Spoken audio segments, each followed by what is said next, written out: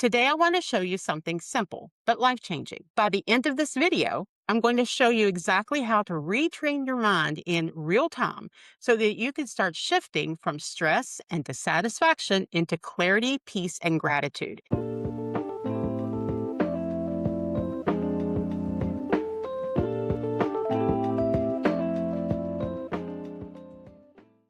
Today, I want to show you something simple but life-changing. There are three ways every human brain is trained to see life. What if I told you that two people can live the exact same life, wake up in the exact same house, face the same problems, deal with the same finances, the same relationships, and the same amount of stress, and one of them feels exhausted, stuck, and unhappy, while the other feels calm, grateful, and surprisingly hopeful? Same life, but different experience. But you see, the difference isn't luck, it isn't personality, and it isn't that one person has fewer problems. It's something much more powerful and much more subtle. It's what I call the rose colored glasses principle. Because here's the truth that most people never realize: life doesn't just happen to you, life happens through the lens you choose to see it through. And most people are walking around wearing lenses they never consciously chose. Today, I want to show you something simple but life changing. There are three ways every human brain is trained to see life. Number one, look for what's wrong.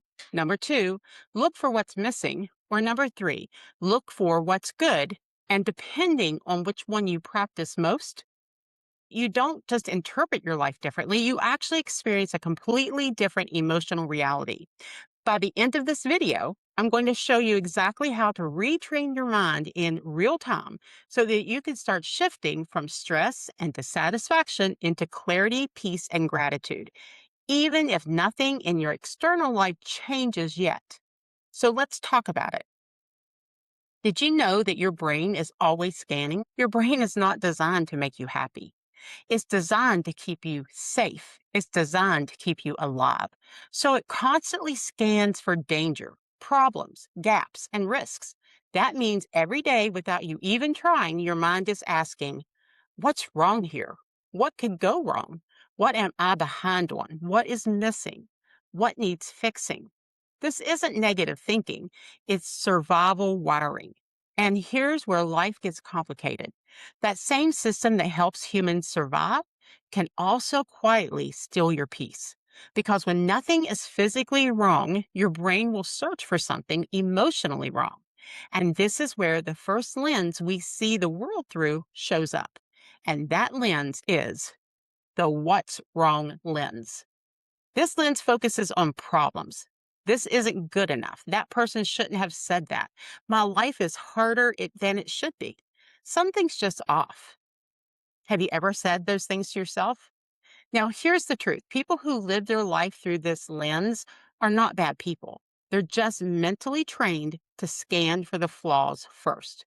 And over time, that creates a life that feels heavy, even when things are objectively okay. And that's only one lens. Let's move to the second lens that people see the world through. Number two, what's missing lens. This lens is more subtle and often more socially acceptable. This is the comparison lens. It says things such as, I should be farther along. I wish I had what they have. I'll be happy when something is missing. You know, at first glance, this can look like ambition, but there's a difference between growth and satisfaction. Growth says, I'm working towards something better. Dissatisfaction says, I can't be happy until I become someone else. Now, let me tell you a quick story. There was a woman who worked hard her entire life. She built a stable home, raised her kids, and created a life many would admire. But she rarely felt proud of it. Why? Because every time she achieved something, her mind immediately moved the goalpost. If she cleaned the house, she noticed the yard wasn't perfect. If she improved her health, she noticed someone else who was more fit. If life got easier, she focused on what wasn't good enough yet. That's the missing lens. And here's the quiet danger: you could spend your entire life improving things without ever actually feeling better.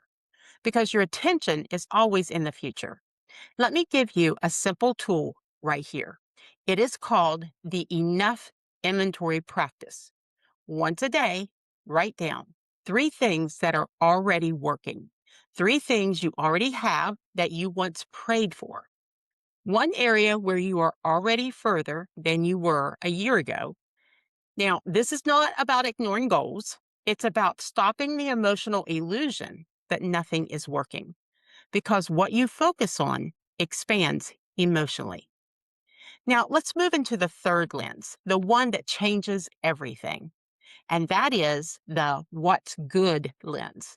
This is where everything shifts. This lens doesn't ignore problems. It doesn't deny growth, but it chooses to anchor awareness in what is already good, stable, or working. And this is where something powerful happens in the brain. Gratitude doesn't just change your mood, it changes your perception. Two people can be in the same traffic jam. One is thinking, this is ruining my day. The other is thinking, I get to sit in my car that protects me from the weather, listen to music, and arrive safely somewhere I want to be. Same situation, different focus. Now, let me be clear, this is not toxic positivity like everything's always okay. You are not pretending life is perfect. You are training your mind to stop going to the worst case scenarios. Because here's what happy people do differently. They don't wait to feel good before they look for the good. They look for the good, and that is what creates the feeling. Now, let me give you a simple daily system. I call this the good lens reset. Every morning before you check your phone, ask, what is already okay in my life today? What would I miss if it disappeared tomorrow? What small thing can I appreciate right now without fixing anything? Now, do this for 3 minutes. That's it. You are literally rewiring how you see things. Now, let's bring all of this together. Every single day, your mind will default into one of three filters. It will automatically start thinking, what's wrong? And then you become critical, reactive, intense. Or it's asking, what's missing? And you become restless, comparison driven, never satisfied. Or what's good? You become grounded, present, and emotionally stable. Here's the part most people miss. You don't discover the good lens, you train it. It's just like a muscle. And at first it feels unnatural because your brain will resist it.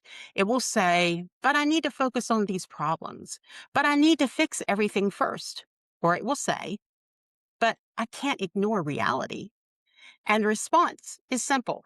You're not ignoring reality. You're choosing which part of reality leads your emotional state. Let me give you one more practical tool. It is called the 90-second reset. When you feel overwhelmed, do this. Number one, stop what you're doing. Number two, name three things that you can see in a positive light. Number three, name two things you are grateful for. And number four, take one slow breath and ask, what is good right now? You see, this will interrupt emotional spiraling and brings your nervous system back into balance. Let me tell you what happens when people actually start doing this consistently.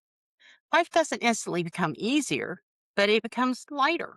The same responsibilities exist, but they don't feel like punishment anymore. You start noticing moments of peace you used to rush past, progress you used to dismiss, and relationships you used to take for granted, and strength you didn't realize you had. And slowly, something shifts.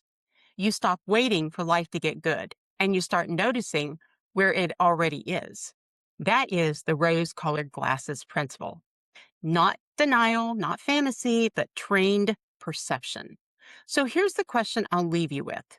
If nothing in your life changed tomorrow, but you trained your mind to see it differently, would your life feel the same? Because maybe the real transformation you've been waiting for isn't outside your life at all. Maybe it's in the way you've been looking at it.